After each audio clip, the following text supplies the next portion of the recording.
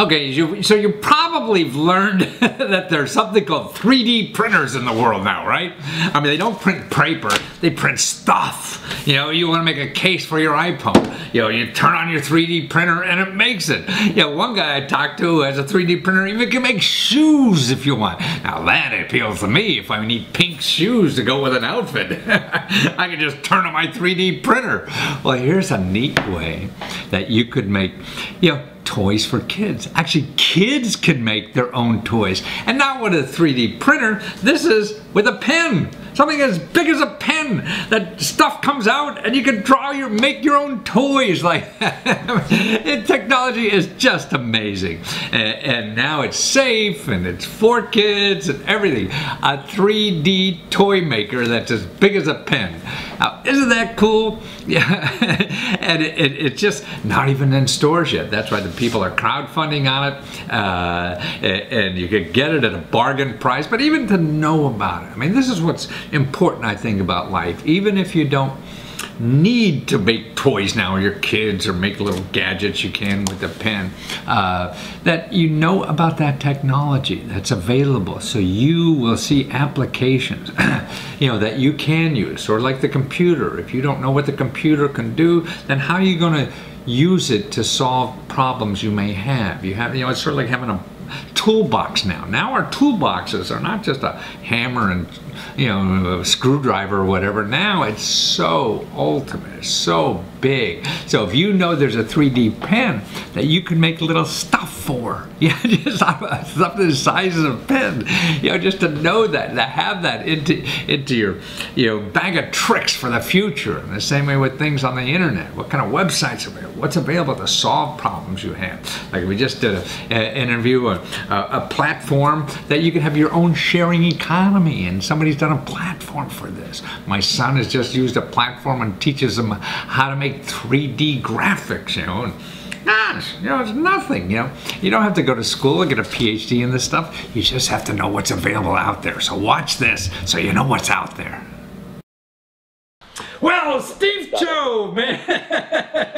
and actually it's 3dp.fm, not .com, not .inc, or not .anything, but FM, because you're part of a team that invented a damn pen that makes toys, that makes stuff, just by writing. I mean, it's incredible. I've never seen anything like that. But first of all, we have to tell people about your head.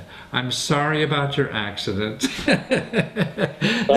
This is not brain surgery you're recovering from. What is it from? So I am in Bali training MMA right now, and I got punched in the ear, and then a blood vessel popped in my ear. So, like my earlobe swelled up. So I had to go get it drained before it gets too scarred and creates scarring tissue, which comes up to a phenomenon called cauliflower ears, which is prevalent among wrestlers and Brazilian Jiu-Jitsu artists. Right. I see. Okay, we said. But more importantly, this is another hat you're wearing. It is for the Poly's Q1, right? And it's a it's like a 3D printer in your hand, right? But for kids too, for anybody, right? You can make anything you want out of this stuff, and any kind of color you want. You can make toys and all kinds of stuff for yourself. So, and actually, you guys have finished developing it now, and you're raising money on Kickstarter, right? Correct. And that's it. You're after, you know, what? 70 grand, or no, you're up to 50 grand, and you're up to 70 already. Yeah, 72. Yep, correct. And you got like a month to go, man. You're home free. Why aren't you out having fun instead of working, trying to sell? Yeah, just sitting on the beach drinking pina coladas. I'm just kidding.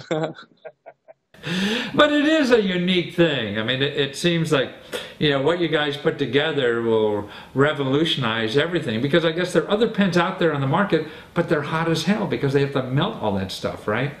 Exactly. Yes. I have so our main priority for this one and to developing this was safety, and because all the previous other ones that exist out there, it's not that safe, and you either get burned or you have overexposure to UV light. So this is something that we wanted to be more accessible to all people, and especially kids, and that was and with that principle, we centered the design and the engineering around all that. Wow. But it's like, I mean, you can't make a shoe out of your 3D printer, but I guess you can theoretically with one of these A things. shoe? Oh, there's with advances in material sciences. There's actually I read an article about like a 3D pen that is like making clothes or making threads or something, and from that, who knows what can happen, you know? But I mean, I saw, you know, in your video, that's one thing people ought to see. It's just to go to your website and watch the video. Yeah, because yes. these kids have glasses. I mean, see, I'm a glasses freak. I got a dozen upstairs, you know. And so I could really, out there with this pen, is make my own glasses. Glass freak. Yeah, exactly. I mean, that's cool stuff. And not only that, but you have special plastic that comes out of the pen that changes color with temperature, right? And that kind of thing. You have it glow in the dark even. You know, kind of material that glows in the dark. And even transparent stuff. I mean, that's what I was saying. Man, it'd be great to have transparent glasses. You know, just put some glitter on the outside or something like that. You know, well, that's amazing. So what other kind of applications are people using for this besides kids having fun making toys?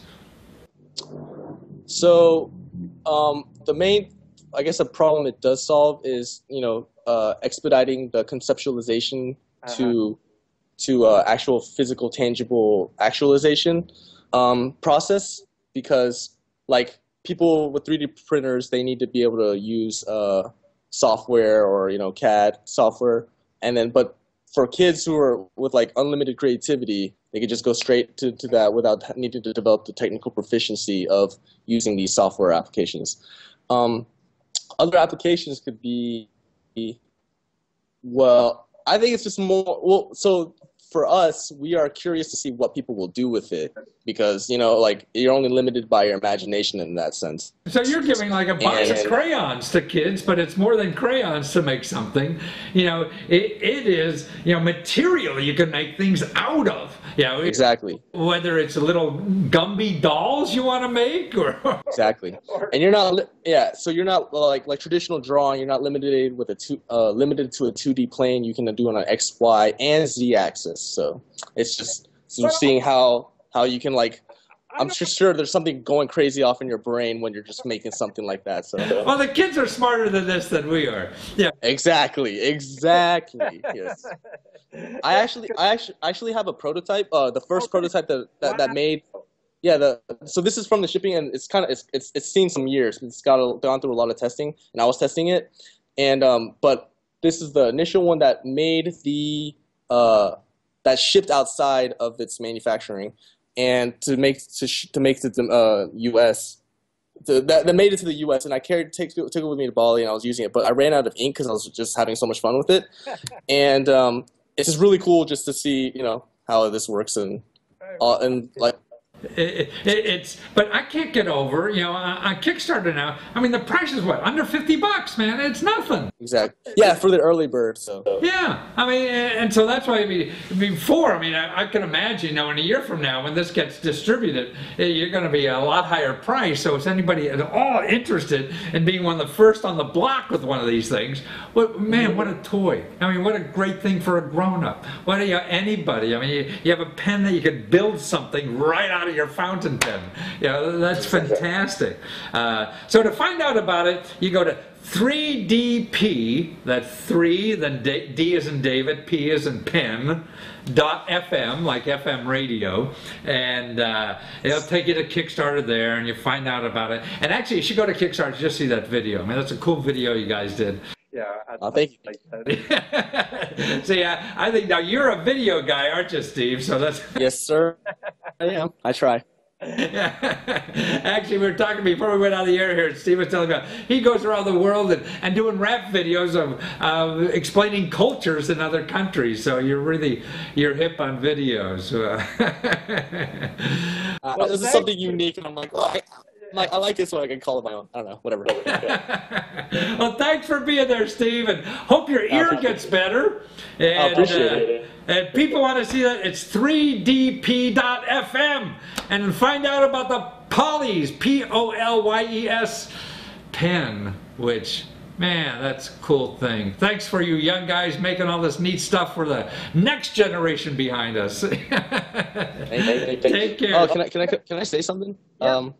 So this project was actually the Kickstarter for all the political issues was delayed like 2 to 3 weeks, right? We were supposed to have this launch from November 15 and then end on December 15, and then so that because once it finished, we would be ready to ship out immediately in time for Christmas. But because this is what's amazing about it, because they would essentially be the first safe 3D printing pen to market, and that's why I believe in these guys so much for their ability to speedily deliver. Unlike other hardware projects on Kickstarter that are delayed like over a year. So you're gonna get this like in January or February, right?